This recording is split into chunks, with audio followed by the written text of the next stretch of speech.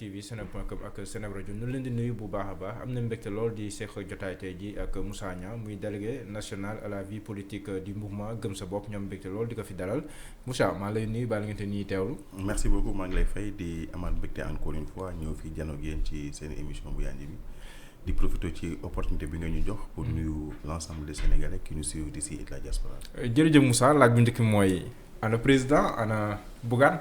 président Bougane mi ngi fii comme en tant que opérateur économique administrateur de société mi ngi def ay voyages mi ngi ci ay activités donc au-delà de l'aspect politique parfois dafay nekk ci ay mbiri boppam.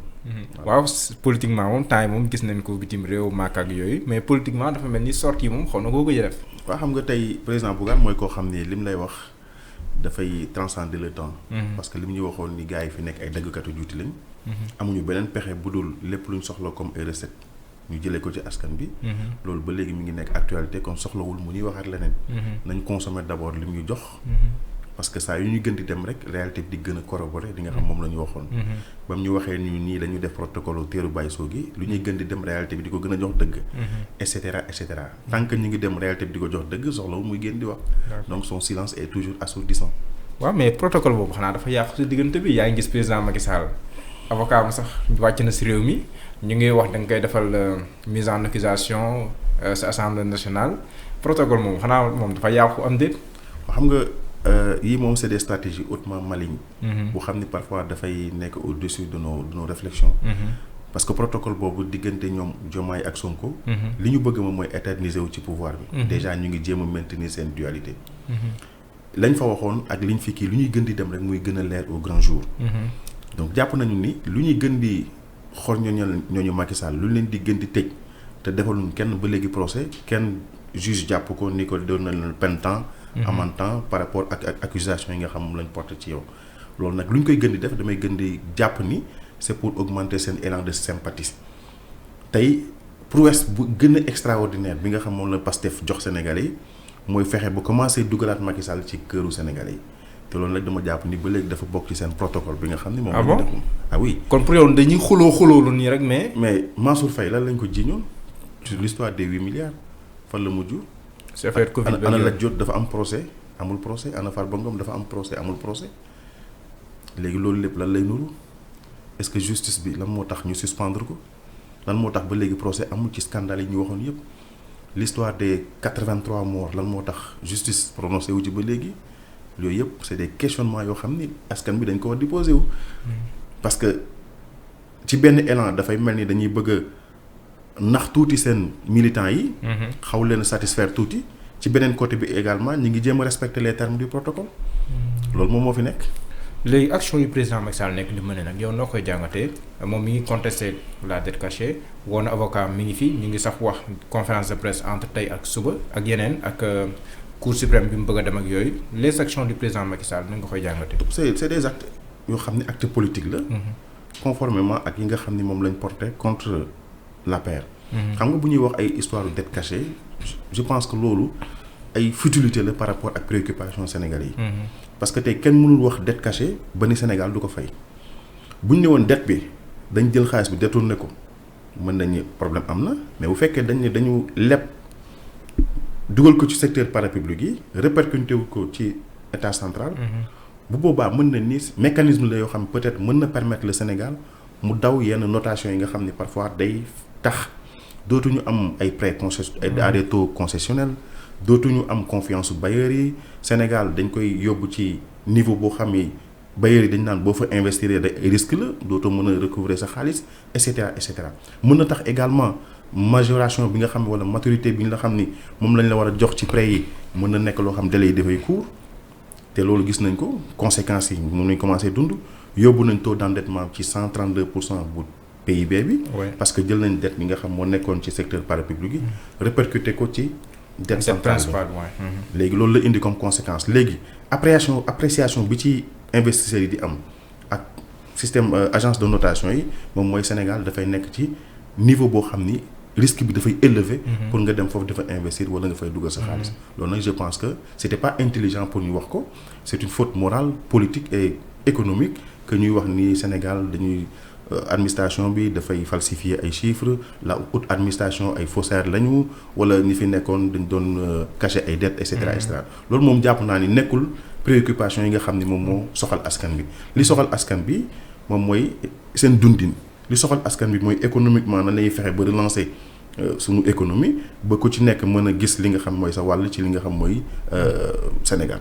ñoom nee nañ suñ ko def woon tôt ou tard ça allait les rattraper loolu la ñuy wax dañu naan ñoom donc bu ñu ko waxee teg seen plan de redressement ba nga xam ne sa FMI nekkul moom moo leen koy ga mais ñoom ñoo jël les devant def loolu nee nañ suñ ko deful woon dans 2 ans 3 ans 4 ans 5 ans on ne sait pas mais daf leen di rattraper te boobaa lay gën a métti ndax argument boobu yow yey na la. parce que argument boobu xam nga moo tax du mën a tegu. mooy Abdou Diouf doon na ko def ak ONCAD.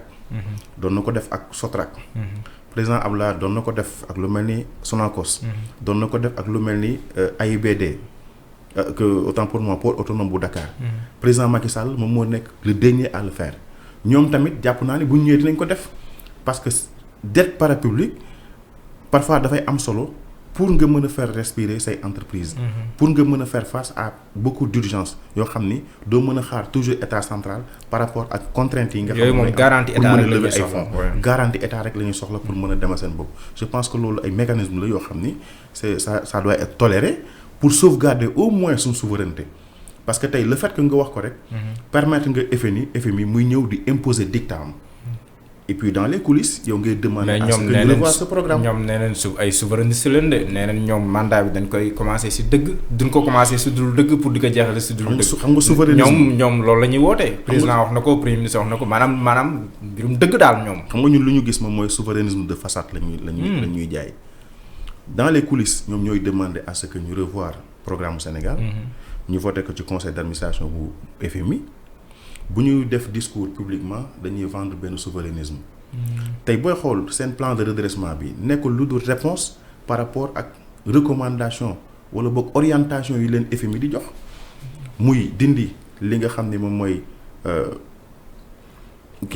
subvention yi nga xam moo nekk ci denrées de première nécessité yi ci carburant bi ci électricité bi et cetera dañuy cibler neneen mais nan la ñuy cibler d'autant plus que tey taxation yi sax dem na ba jéggi li nga xam moom la ñu defoon ci plan de redressement. yéen sax annoncé ngeen ci plainte.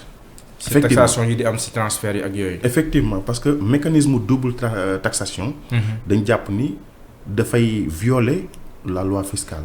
double taxation. double taxation parce que tey. voilà leeral da nga fay TVA ba pare. oui nga ñëwaat ñu bëgg ci transaction boo def. fay nga TVA ba pare. ok nga ñëwaat ñu bëgg la fayaat la waat beneen 1%. loolu dafa nekk double taxation. dafay violer les mécanismes de la fiscalité. les règles les plus élémentaires de la fiscalité. d'accord kon yéen xëy xool maanaam yokk beeg yooyu double taxation ngeen di xeex. double taxation bi. parce que je pense que yokk bi ngeen di xeex. parce que yokk bi déjà lenn la ci. parce que góorgóorlu bi. dafa war a yëg boppam ci li nga xam mooy les politiques publiques. tey booy xool ñoom taxation yi ñuy def yépp nga xam ni foo laal rek yokk nañ fa ay taxes. comme ni ko président Bougane doon waxee. mais taxation yooyu fan la feeñ ci dundu Sénégalais bi est-ce que dafa améliorer qualitativement niveau de vie am est-ce que dafa améliorer infrastructure yi nga xam moom la ñu soxla et cetera et cetera lan lay def taxation boobu day alimenter une administration lourde et inefficace booy xool suñu budget yi plus de 80% dafay dem ci seen fonctionnement mais bu fekkee même mécanisme yooyu moom la ñuy continuer di doxee mais taxation bi du am njëriñ ci sa askan bi il faut que ñu réformer administration bi ak ni muy doxee. fexe ba liñ ciy dépensé muy am retour sur investissement liñ ciy dépensé muy am impact ci askan bi mais bu fekkee dañuy jël ay taxes di ko ngàll ci boppu askan bi ba pare en retour du am fenn foo xam ne dafay feeñ ci seen dund je pense que c'est inopportun pour que ñu koy def. ñoom annoncé woon neen fusionnement de quelques structures étatiques annoncé woon nañ que le train de vie de l'État dinañ ko réduire ba sax waxoon un chiffre de 50 milliards bu nekkee ne loolu yëpp def nañ ko le président moo ko waxoon au Grand Théâtre loolu dafa mel ni ba léegi nag mi ngi si yoon mais àggagul. malheureusement Grand Théâtre moo nekkul woon le cadre approprié wala le milieu approprié parce que je pense que bu ñuy wax ci ay politique publique loo xam ne dafay soxal avenir u Sénégalais yi war nañ mën a dem au moins assemblée nationale wax ko ak Sénégalais yi penc ndaw bi wala ñu toog conseil des ministres toog waxtaanee ko foofu jox nañ rendez-vous Sénégalais c'était en juin. dernière semaine. du mois de juin la ñu joxoon rendez-vous. pour loolu ba léegi ñu leen di xaar. ñun dañ jàppoon ni sax xëy na le premier ministre dafay lire le livre Tekki parchemin de réussite parce que le président Bougane dafa proposé woon ci réforme administrative ni dañuy fusionner yenn structures redondantes yi.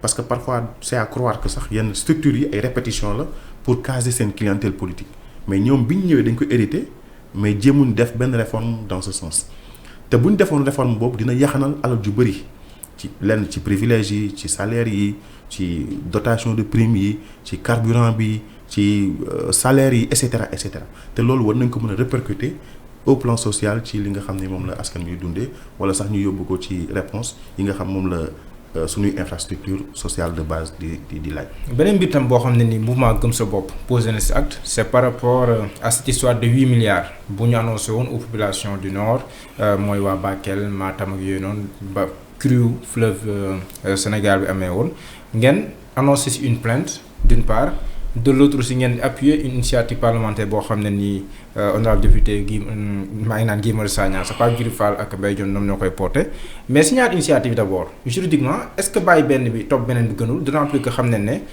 fu justice duggee rek initiative parlementaire dootu fa mën a ci defar liggéeyam. xam nga le premier ministre Ousmane Sonko dafa dissuader ñu bëri.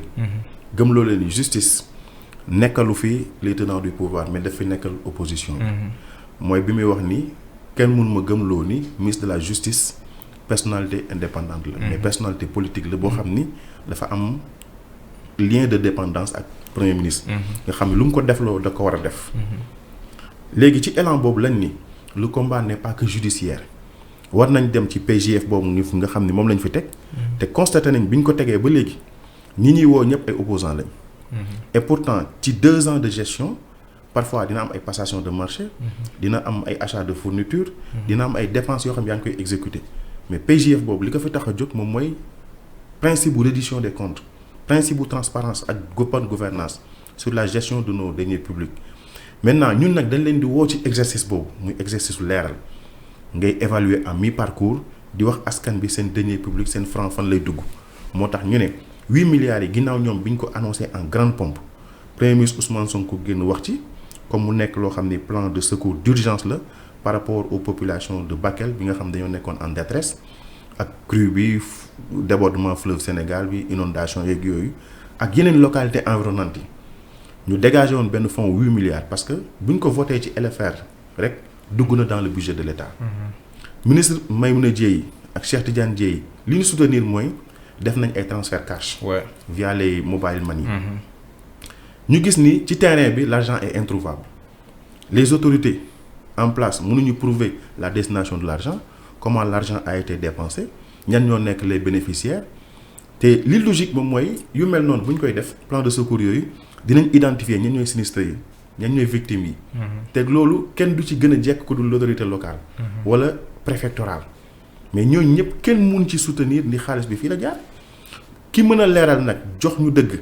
ubbi ci information judiciaire mooy la justice moo tax ñu dem devant le pôle judiciaire et financier pour porter l'affaire devant la justice ñu gis ni nag loolu rek du doy parce que la voix du parlement doit se faire entendre moo tax ñu ne nañ dem seeti honorable député Pape Djibril Fall wax ko mbir mi waxtaan ceeg moom ñu xool ban initiative parlementaire la ci mën a jël dem seeti honorable député Mbaye Dione waxtaan ceeg moom sur la situation sensibiliser ko pour que ñoom également au niveau de l'opposition ñu mën a def benn bloc pour que ces 8 milliards soient ñu éclairer lanterne sénégalais yi naka lañ ko dépensé ñan ak ñan ñoo nekk bénéficiaires yi ñu bu fekkee ñoom li ñu sous-tendre dañ envoyé ay cash nañ ñu jox nom prénom localité bi ñu nekk ak seen i numéro de téléphone je pense que loolu c'est extrêmement facile. maanaam transparence am si daal. effectivement transparence dans la gestion de nos deniers publics loolu rek la ñuy demander.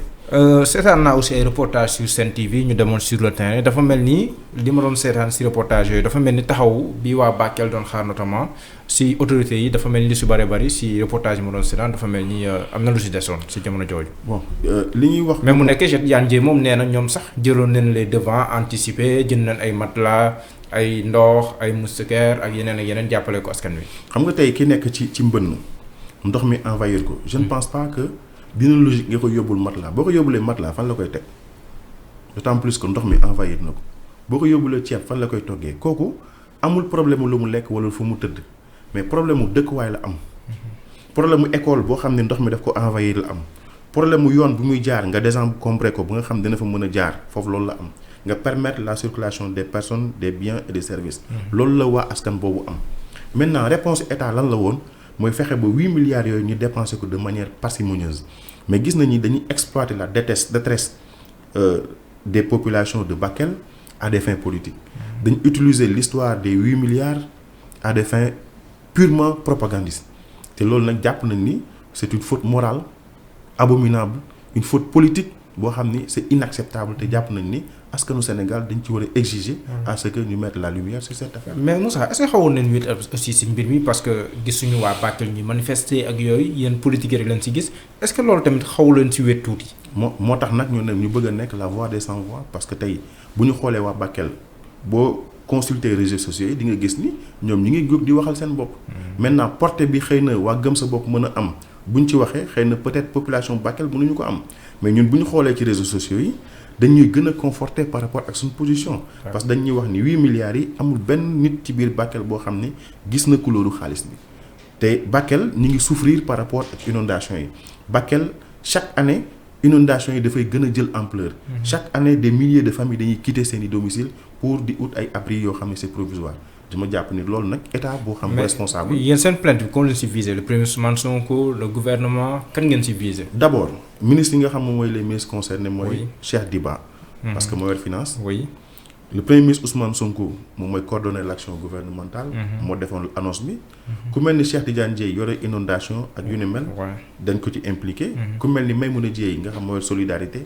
et cetera nga xam ñoom ñoo yor mbir mi dañ ni sax dañ war a dem plus loin mooy pour sauver seen honneur li nga xam moom moo leen resté ci tuuti ci dignité. mooy dañu war a démissionner ci seen fonction. bu ñu démissionner dinañ mettre le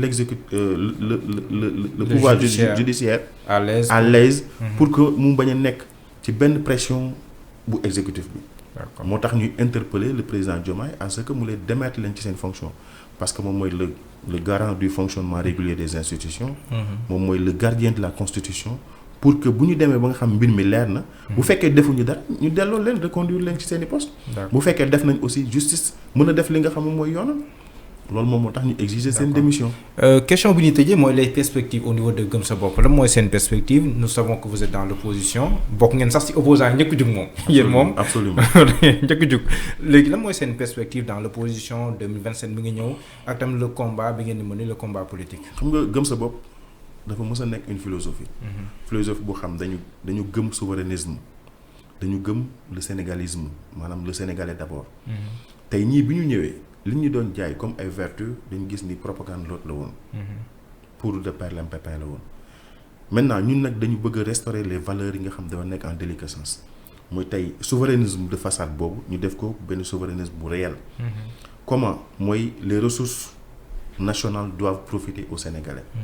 benn am na ci secteur yu bëri yoo xam dañ ko war a protéger pour préserver yenn emplois yi pour Sénégalais yi te booy xool chômage bi li ko gën a exacerber loolu la mooy amuñu politique migratoire boo xam ne dañu koy accompagner ak yeneeni conditions réforme yi ñu war a def par exemple ci transport defuñu ko booy xool le secteur de transport ñi ko envahir gën ko yor moom mooy ay multinationales actuellement mooy ay Yango ay Itch ay Yassir yooyu ñun dañ ñëw bëgg ko xeex beneen moom mooy xaalisu askan bi dañ jàpp ni warut a financer ay privilèges wala ay ambitions politiques mais dafa war a dañ ko war a répercuter ci li nga xam moom mooy condition vie wu Sénégalais pour améliorer seen préoccupation pour répondre ci seen élan wu épanouissement beneen bi également moom mooy ñun gëm sa bopp dañ yàgg a gëm ni ñun ñoo war a mën a redresser le Sénégal ci côté vertu yi mais également social et économiquement parlant parce que tey jàpp nañu ni ñi nga xam ñoom ñoo fi nekk ñu bëri dañ leen caricaturer comme ñoo xam dañ am problème avec la vérité ñi leen jiitu woon dañ leen caricaturer comme étant ay nit yoo xam ni ci ay scandale lañ daan nekk ay malversation ay détournement de deniers publics ñun nag ñu ñëw nii mus ñu gérer mus ñu am problème wala faute de gestion boo xam dañu koy imputer ay nit lañ yoo xam ni suñu loxo set nañ ay opérateurs économiques lañ ay administrateurs des sociétés lañ. ay nit lañ yoo xam jàpp nañu war nañ mën a liggéey Sénégal ba nga xam ne baykat bi nga xam moo nekk Tambacounda wala Boutefoucara mën a nekk un entrepreneur agricole pourquoi pas un milliardaire agricole te loolu war nañ ko mën a imaginer Sénégal pourquoi ñu jàpp ni milliardaire agricole Espagne rek la war a am wala France. Sénégalais bi jugee fii dem di witti foofu ay raisin wala muy witti foofu ay pomme pourtant am nañ suuf bi am nañ naaj bi am nañ ndox bu doy li manqué moom mooy l'accompagnement de l'État la mécanisation réformer son système agricole ci loolu la ñuy woo Sénégalais moo tax ñu jàpp ni ñun ñoo nekk l'alternative crédible pour sauver li nga xam mooy le Sénégal. Donc cette alternative warut a nekk loo xam ne dañ koy jël ak de petites pincettes mais dañ ko war a jël avec du sérieux. D'accord merci beaucoup Moussa Niang may fàttali yaay délégué national à la vie politique du mouvement Gëm Sa Bopp ñoo amoon mbégte loolu dina dalal fii nii si Seneweb amoon mbégte aussi jàkkaarloo ak yéen wala si programme jaa ngeen jëf. Merci.